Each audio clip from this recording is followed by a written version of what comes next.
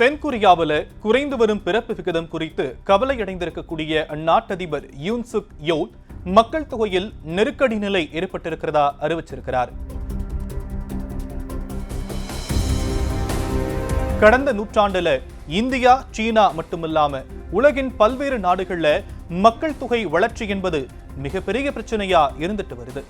இதனால மக்கள் தொகை அதிகரிப்பை கட்டுப்படுத்த வேண்டும் என்கிற நோக்கத்துல பல நாடுகள் பல்வேறு கட்டுப்பாடுகளையும் நடவடிக்கைகளையும் மேற்கொண்டு வந்துட்டு இருக்காங்க.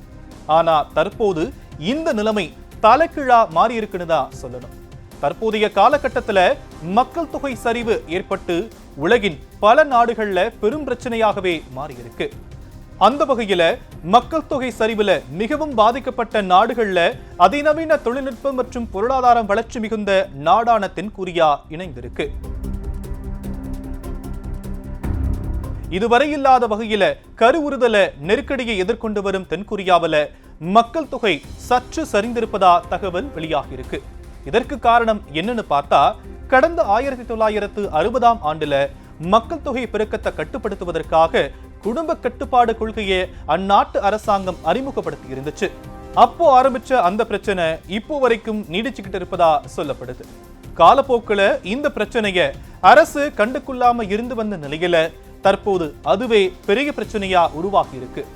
சமீப காலமா குழந்தைகளின் பிறப்பு விகிதம் வரலாற்றில் இல்லாத அளவுக்கு குறைந்தது மிகப்பெரிய நெருக்கடியா மாறியிருப்பதா சொல்லப்படுது. தற்போது தென்கொரியாவின் மக்கள் தொகை 52 மில்லியனா இருக்கும் நிலையில இன்னும் ஒரு சில ஆண்டுகளுக்குள்ளாக அது 14 மில்லியனாக மாற வாய்ப்பிருப்பதா நிபுணர்கள் எச்சரிக்கை விடுத்திருக்கிறாங்க. பிறப்பு விகிதத்தை அதிகரிக்க தென்கொரிய அரசாங்கம் பல சலுகைகளை அறிவிச்சிருந்தாலும் அங்குள்ள அடுத்த தலைமுறையினர் குழந்தை பெற்றுக்கொள்வதில் சுத்தமா ஆர்வம் காட்டுவது இல்லை அப்படின்னு சொல்லப்படுது.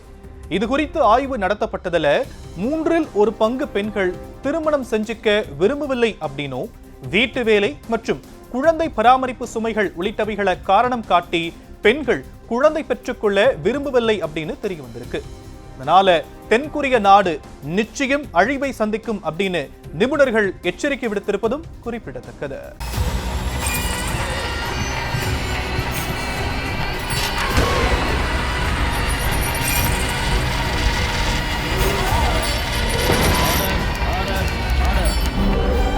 நிகழ்தகவு குற்றங்களின் மறுபரிமாணம் நாள்தோறும் இரவு 10 மணிக்கு இணைந்திருங்கள் நமது நியூஸ் தமிழ் தொலைக்காட்சியோடு.